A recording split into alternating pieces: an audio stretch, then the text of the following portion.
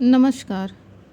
जानिए क्यों मनाई जाती है गणेश चतुर्थी और क्या है पौराणिक कथा।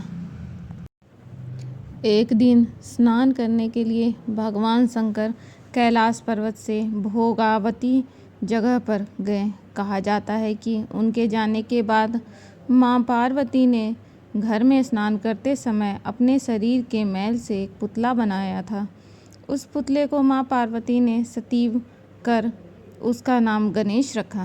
पार्वती जी ने गणेश से मुग्दर लेकर द्वार पर पहरा देने के लिए कहा।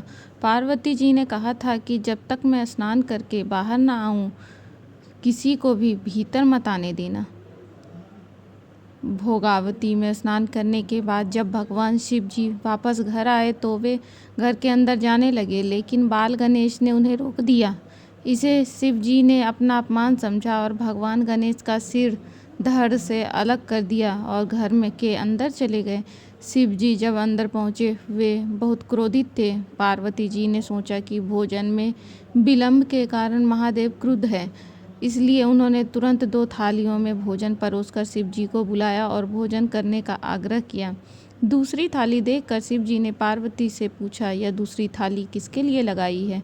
इस पर पार्वती जी ने कहा कि पुत्र गणेश के लिए, जो बाहर द्वार पे पहरा दे रहा है। यह सुनकर भगवान शिव चौंक गए और उन्होंने पार्वती जी को बताया कि जो बाहर पहरा दे रहा था उस बालक का मैंने सिर धड़ से अलग कर दिया है। यह सुनकर पार्वती जी बहुत दुखी हुई और विलाप करने लगी। उन्होंने भगवान शिव से पुत्र को दोबारा जीवित करने की आग्रह की। तब पार्वती जी को प्रसन्न करने के लिए भगवान शिव ने एक हाथी के बच्चे का सिर काटकर उस बालक के धड़ से जोड़ दिया। पुत्र गणेश को पुनः जीवित पाकर पार्वती जी बहुत प्रसन्न हुई। यह घटना भाद्रपद शुक्ल चतुर्थी को घटित हुई। तब से इस दिन को गणेश चतुर्थी के रूप से मनाया जाता है।